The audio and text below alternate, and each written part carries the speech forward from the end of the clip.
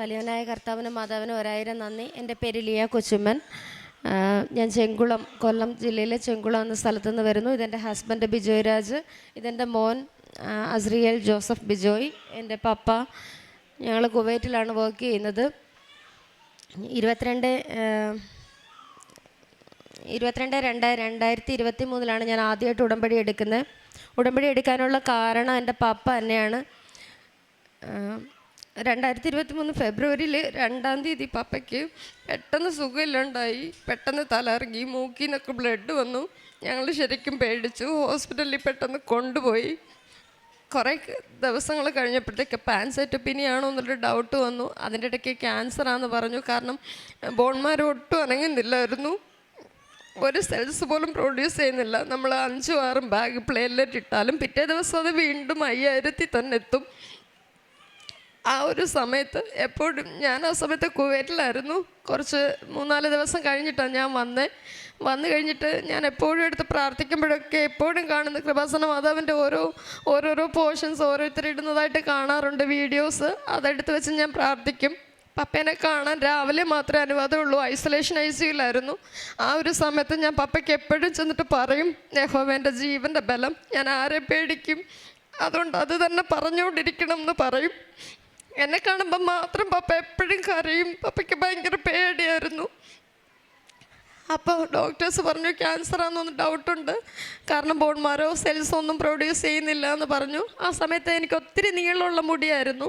ഞാൻ ആ സമയത്ത് പറഞ്ഞു, കർത്താവേ, ഞാൻ ക്യാൻസർ പേഷ്യൻസിന് വേണ്ടിയിട്ട് എൻ്റെ മുടി ഡൊണേറ്റ് ചെയ്യാം, എൻ്റെ പപ്പയ്ക്കൊരു പ്രശ്നം വരുത്തരുതെന്ന്.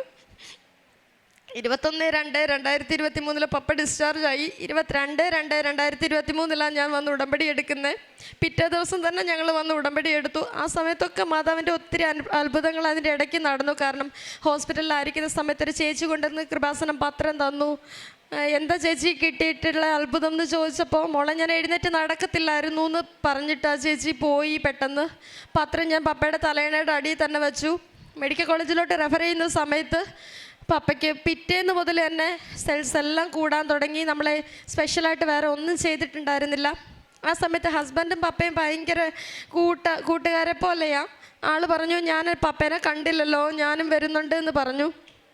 അപ്പോൾ ആളുടെ കമ്പനിയിൽ പറഞ്ഞു ടെർമിനേറ്റ് ആവും, കാരണം ഈ ഒരു സമയത്ത് ജോലി കളഞ്ഞിട്ട് പോകാൻ പറ്റത്തില്ല, 30 ദിവസത്തെ നോട്ടീസ് തരികയാണെന്ന് പറഞ്ഞു. പക്ഷെ ആളത് കേട്ടില്ല. എനിക്ക് ടെർമിനേഷൻ ആയാലും പ്രശ്നമില്ല, ഞാൻ പോയി പപ്പേനെ കാണുവാന്ന് പറഞ്ഞു.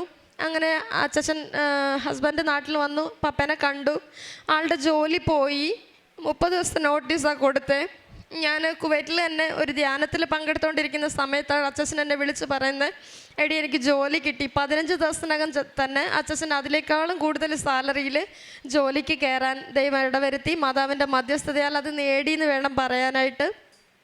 ഇതിനിടയ്ക്ക് ഞാൻ വീണ്ടും 13/12/2023 ഡിസംബർ 12-ന് ഞാൻ 13-ാം തീയതി ഞാൻ വീണ്ടും വന്നു.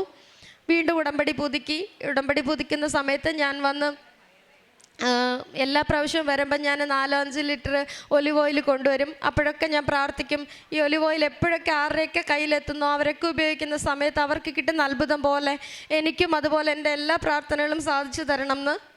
അതേ പ്രാവശ്യം തന്നെ പിറ്റേ പ്രാവശ്യം ഞാൻ ഈ ഉടമ്പടി എടുത്ത് ഒരു 4 മാസത്തിന് ഉടമ്പടി പുതുക്കി 4 മാസത്തിന് ശേഷം എനിക്ക് 11 വർഷമായിട്ട് എൻ്റെ ജോലിയിൽ ഒരു മാറ്റം ഇല്ലാതിരിക്കുമായിരുന്നു കുവൈറ്റിൽ.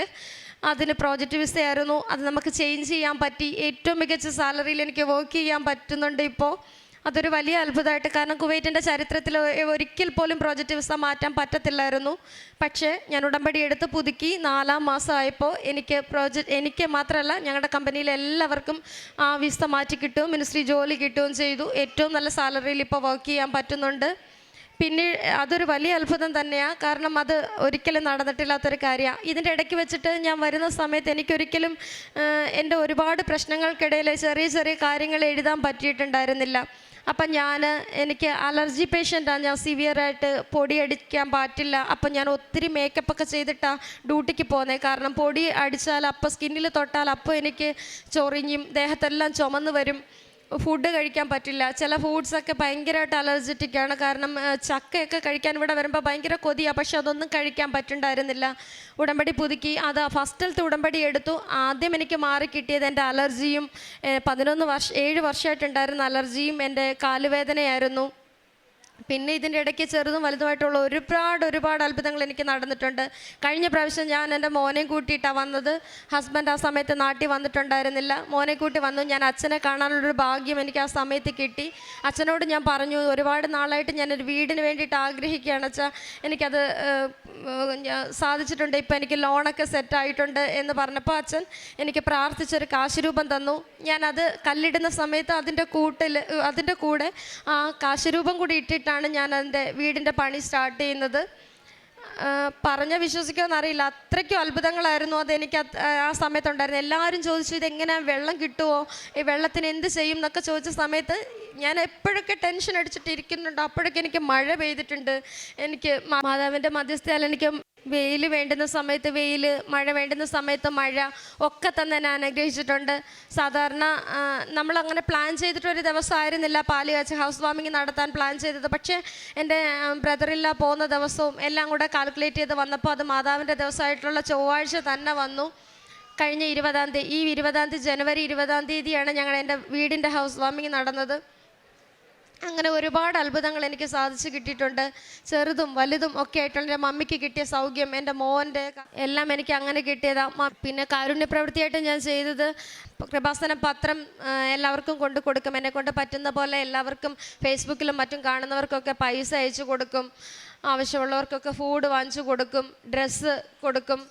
എനിക്ക് ചെയ്യാൻ പറ്റുന്ന എല്ലാ കാര്യങ്ങളും ഞാൻ മാക്സിമം ചെയ്യാറുണ്ട്. എൻ്റെ ആത്മീയ ജീവിതത്തിലുണ്ടായ ഒരു വളർച്ചയെന്ന് പറഞ്ഞാൽ സത്യത്തിൽ ഇപ്പോൾ ഒന്നും ഞാൻ പണ്ട് എപ്പോഴും കാര്യങ്ങളാണ് പറയുന്നതെങ്കിൽ ഇപ്പോൾ എനിക്ക് അങ്ങനെ പറയാനില്ല. കാരണം ഇവിടെ വന്നാൽ നടക്കുമല്ലോ, അല്ല ഇത്തിരി താമസിച്ചാലും സാരമില്ല, പള്ളി പോകുമ്പോൾ അത് സാധിക്കുമല്ലോ, ഉടമ്പടി എടുക്കാൻ പോകുന്നുണ്ടല്ലോ, പുതുക്കാൻ പോകുന്നുണ്ടല്ലോ എന്നുള്ളൊരു ധാരണയിലാണ് എപ്പോഴും എനിക്ക് ഉണ്ടായിട്ടുള്ളത്. ഏത് സാഹചര്യത്തിലും, ഇനിയുള്ള സാഹചര്യങ്ങൾ, ഇനി ഒരു ജീവിതത്തിൻ്റെ അന്ത്യം വരെ ഈ ഒരു മാതാവിൻ്റെ മധ്യസ്ഥതയിൽ ഞാൻ ജീവിച്ചുകൊള്ളാം എന്നുള്ള ഒരു ഉറപ്പ് മാത്രമേ എനിക്ക് ഇതിനകത്ത് നൽകാനുള്ളൂ.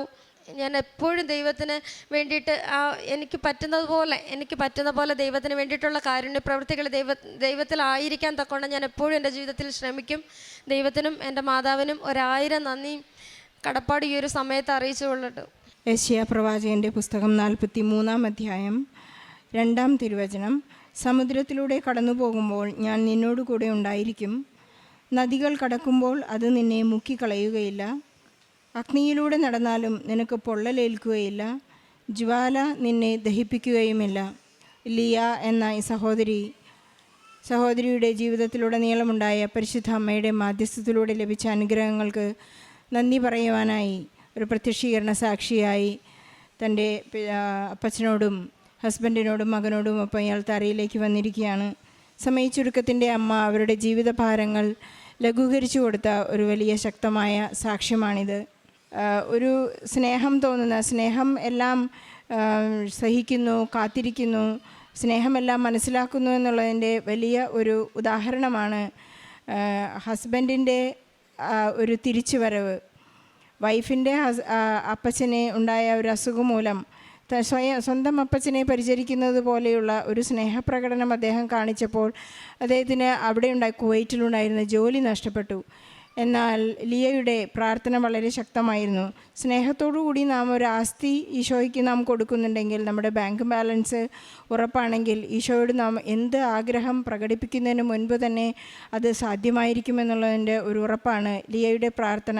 ലിയ പ്രാർത്ഥിച്ചുകൊണ്ടിരിക്കുമ്പോൾ 15 ദിവസത്തിനുള്ളിൽ അദ്ദേഹത്തിന് ഒരു നല്ല ജോലി നൽകി ഈശോ അനുഗ്രഹിച്ചു. പരിശുദ്ധ അമ്മയുടെ മാധ്യസ്ഥം അവരോടുകൂടെ എപ്പോഴുമുണ്ട്. ലിയ അതിന് നൽകിയ ഒരു ഉദാഹരണം അതാണ്. പപ്പയുടെ അസുഖം മാറുന്നതിന് വേണ്ടി ഞാൻ മുൻകൂറായി എൻ്റെ നീളമുള്ള മുടി മുറിച്ച് ക്യാൻസർ പേഷ്യൻസിനെ ഡൊണേറ്റ് ചെയ്തു.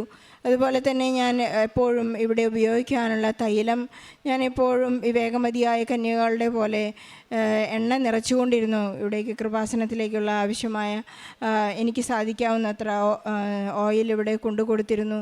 എന്നെല്ലാം ഈശോയ്ക്കൊരു മുൻകൂർ ജാമ്യം എടുക്കുന്ന ഒരു സ്വഭാവം ഈ മകൾക്ക് രൂപപ്പെടുത്തിയെടുക്കാൻ സാധിക്കുന്നതായി നമുക്ക് കാണാം.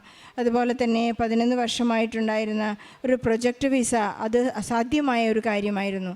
നമുക്ക് നോട്ട് ബൈ മെറിറ്റിൽ ലഭിക്കുന്ന കൃപകളെക്കുറിച്ചാണ് ഈ മകൾ ഇവിടെ ഏറ്റുപറഞ്ഞുകൊണ്ടിരുന്നത്. അസാധ്യമാണ്, പക്ഷേ ഈ മകൾക്ക് വിസ പുതുക്കി കിട്ടിയതുപോലെ തന്നെ കൂടെയുള്ളവർക്കും ആ പ്രൊജക്റ്റ് വിസ പുതുക്കി കിട്ടുകയും അവിടെ ജോലി നന്നായി ചെയ്യുവാനുള്ള സാധ്യതകൾ ലഭിക്കുകയും ചെയ്തു. ഈ മകൾക്കുണ്ടായിരുന്ന വളരെ കാലമായിട്ടുണ്ടായിരുന്ന ഫുഡ് ആൻഡ് ഡസ്റ്റ് അലർജി, വളരെ കൊതി തോന്നുന്ന ചക്കപ്പഴം പോലെയുള്ള സാധനങ്ങളൊന്നും കഴിക്കാൻ സാധിക്കാതിരുന്ന വളരെ സങ്കടമുണ്ടായിരുന്നു. ഈശോയോട് ഒന്നിനോടും പരാതിയില്ല. പക്ഷേ ഈശോ അതെല്ലാം സൗഖ്യപ്പെടുത്തി ഈ മകളെ നല്ല ഒരു സ്ഥിതിയിലേക്ക് എത്തിക്കുന്നുണ്ടായി. അതുപോലെ തന്നെ ജോസഫ് അച്ഛൻ്റെ കൈവെപ്പ് ശുശ്രൂഷ ലഭിക്കുവാനുള്ള ഒരു വലിയ ഭാഗ്യം, അവരുടെ വീട് പണി തുടങ്ങുന്നതിനും അവർക്ക് ആവശ്യമായ സമയത്ത് കാലാവസ്ഥ അനുകൂലമാകുന്നതിനെല്ലാം അത് ഈശോയുമായുള്ള കംപ്ലീറ്റ് ഒരു ടോട്ടൽ സറണ്ടറിങ്ങിൻ്റെയും ഒരു നല്ല കമ്മ്യൂണിക്കേഷൻ്റെയും ഒരു വലിയ അടയാളമാണ്. എനിക്ക് ആവശ്യമുള്ളതെല്ലാം കാലാവസ്ഥ പോലും എനിക്ക് അനുകൂലമാകുന്നത് നമുക്ക് കണ്ട് നമ്മെ വിസ്മയിപ്പിക്കുന്ന ഒരു അത്ഭുതം നമ്മുടെ ജീവിതത്തിൽ ഉണ്ടാകുന്നത്. ഈശോയ്ക്കും പരിശുദ്ധ അമ്മയ്ക്കും നന്ദി പറയാം. നമ്മുടെ ആവശ്യ സമയത്ത് എന്നെ ഈശോ സഹായിക്കുന്നത് പോലെ തന്നെ ഈശോയ്ക്ക് ദാഹിക്കുന്നു എന്നുള്ള ആ ഒരു കരച്ചിൽ നാം എപ്പോഴും കേട്ട് ആത്മാക്കളെ നേടിയെടുക്കാനുള്ള ഒരു വലിയ ദാഹം എനിക്ക് സാധ്യമാകുന്നുണ്ടെങ്കിൽ, ഈശോയുടെ ദാഹം തീർക്കാൻ, എനിക്ക് വെള്ളം തന്നവന് തന്നെ ഞാൻ വെള്ളം തിരിച്ചു കൊടുക്കാൻ വെറോനിക്കയെ പോലെ മുഖമൊന്ന് തുടയ്ക്കാൻ എനിക്ക് സാധിക്കുന്നുണ്ടെങ്കിൽ, അതാണ് ഈ ഉടമ്പടി ജീവിതത്തിൽ എനിക്ക് ലഭിച്ച ഏറ്റവും വലിയ സൗഭാഗ്യമെന്ന് നമുക്ക് കണ്ടെടുക്കാം. ലിയയുടേതായ ഒരു ഡെഫിനിഷൻ, ഒരു നിർവചനം ഇന്ന് ഉടമ്പടി ജീവിതത്തിനുണ്ട്. അതെന്നും കണ്ടിന്യൂ ചെയ്യാൻ ലിയ ആഗ്രഹിക്കുന്നു എന്ന് യൽത്താരയിൽ തന്നെ സാക്ഷ്യപ്പെടുത്തുന്നു.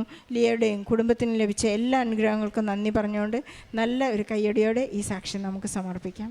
അത്യപൂർവ ദൈവാനുഭവങ്ങൾ ഇനി നിങ്ങൾക്കും സ്വന്തം. ഈ യൂട്യൂബ് ചാനൽ ഇതുവരെ സബ്സ്ക്രൈബ് ചെയ്തിട്ടില്ലെങ്കിൽ ഇപ്പോൾ തന്നെ സബ്സ്ക്രൈബ് ചെയ്യുക. ഈ വീഡിയോ ഇപ്പോൾ തന്നെ നിങ്ങളുടെ സുഹൃത്തുക്കൾക്ക് ഷെയർ ചെയ്തുകൊണ്ട് കർത്താവിൻ്റെ പ്രേക്ഷിതരാകുക.